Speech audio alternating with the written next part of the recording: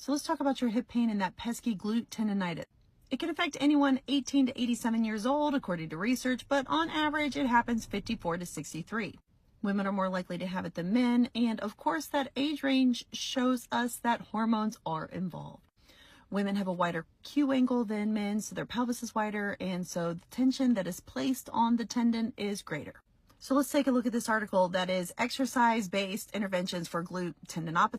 So you have glute tendinopathy if you report symptoms are worse with activities of daily living, such as walking, climbing stairs, sitting and getting up from a chair, and of course, being on that side. So putting pressure on that side. Basically using that glute muscle to fire and move the hip causes you pain. And it can come on slow, but it can also come on very fast. I have had women walk into Target fine and leave Target limping, barely able to walk. It can come on that hot and fast. If it's not a full thickness or partial thickness glute med tear and it's just actual tendonitis, exercise does help. Let me show you. The exercise intervention will be to actually strengthen the muscle that is giving you issues, your hip abductors, your abductors. The way we heal tendonitis in people who are not young athletes is not so much plyometrics, but more eccentric strengthening. Now here's something that I know and I want you to understand. Don't be afraid to move your hip. So in this particular research study, yes, they did eccentric strengthening of the hip abductors, but the results also included weightlifting. And so they want you to know that strengthening is very, very important. And the resistance exercises helps. And it is possible that you are going to feel more confident and strong and less worried about your pain and less catastrophizing thoughts.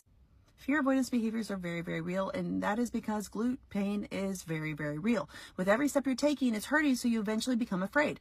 It actually makes sense because when you look at how long hip tendonitis lasts when you don't treat it, 5 years. 5 years. Now, I know you're watching this. You're not going to wait 5 years to do something. So we've established that you need to lift. We established that you need to strengthen your hip, providing it is not a partial or full thickness tear, because that's different. We're talking about tendinopathy only. But let's look at one more study that talks about menopausal hormone therapy in postmenopausal women with greater trochanteric pain syndrome. Now, I don't love the verbiage of greater trochanteric pain syndrome, but let's get past that. A majority of these are going to be glute tendinopathy. So this study states a positive association between high estrogen levels and tendon health may exist. And postmenopausal women have reduced estrogen. Menopausal hormone therapy may reduce the incidence of tendon abnormality, particularly when combined with exercise. So they randomized people to groups. They did tendon specific or sham exercise. All groups received education about avoiding glute tendon compression and load management throughout the 12 weeks of intervention. I also like that this scale, this assessment that they use, the Victorian Institute of Sport Assessment for Gluteal Tendinopathy, so VISA-G, and they looked at these measures, and here's the results. The hormone therapy group with exercise and education had a significantly better VISA-G outcome. So menopause hormone therapy combined with placebo or tendon-specific or sham exercises plus education reduced pain. Hormone therapy alone reduced pain and increased function for postmenopausal females.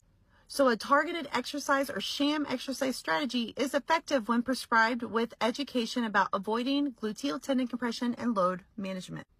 So educating women on how to not abnormally or excessively load the tendon, healthy habits, good posturing, not hanging on your hips, and hormone therapy worked. So I've shown you 2 articles, one that shows hormones work, one that shows education works, one that shows exercise works, whether it is resistance training or specific. And I want you to take these 2 articles together and say, what I do matters. Your hormones matter. Your activities of daily living and the habits you do during the day. So stop hanging out on that one leg. Strengthening matters. Everything that you do matters. So you can make change.